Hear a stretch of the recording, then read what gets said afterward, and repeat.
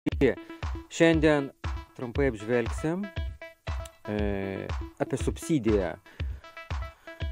Kaip bebūtų, bet visai gal ir nieko, vyriausybė patvirtino savarankiškai dirbančiam asmenims, tie, kurie jau gauna 260 eurų išmoką, dar papildomą vienkartinę subsidiją, kurią, va čia vat yra, kovo 29 dieną, tai pirmadienį, galima pildyti jau paraišką, tai subsidijai gauti per VMI, per mano VMI, per mokesčių inspekcijos internetinį puslapį. Tai va, yra tam tikros sąlygos tenai, apie 19 metus jūsų sumokėta gyventojų pajamų mokestį.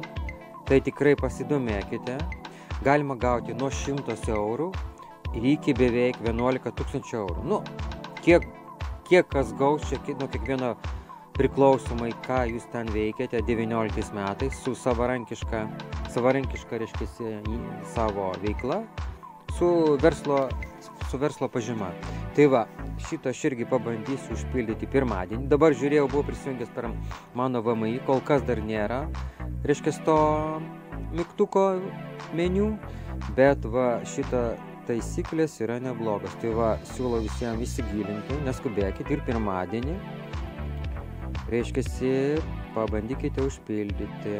Tai priėmė, reiškiasi, kokia bebūtų, reiškiasi, kokia bebūtų vyriausybė, kam ji gera, kam ji bloga, bet yra kažkokia tai, reiškiasi, pagalba ir žmonėms, kurie dirba savarankiškai, kurie stengiasi, kažką tai kūrė. Tai pasižiūrėkit, užtat padariau šitą video. Reiškia, čia yra screenshot video. Tai va, ačiū visiems, kurie prenumeruojat mano kanalą. Dar daug video dėsiu. Thanks for subscribe. Tikrai ačiū, kurie užsiprenumeravo. Dar prenumeruokit. Tikrai lauksiu visų. Tai šį kartą tiek. Greitai, reiškia, darysim video ir lauke. Tai bus, šį kartą yra toks video. Informacinis, gal tikrai kai kam pravers. Tai va. Galite ir patys šitą surasti, paskaityti. Tai va, tai šiandien šį kartą tiek. Prenumeruokit, kam patiko šitas video.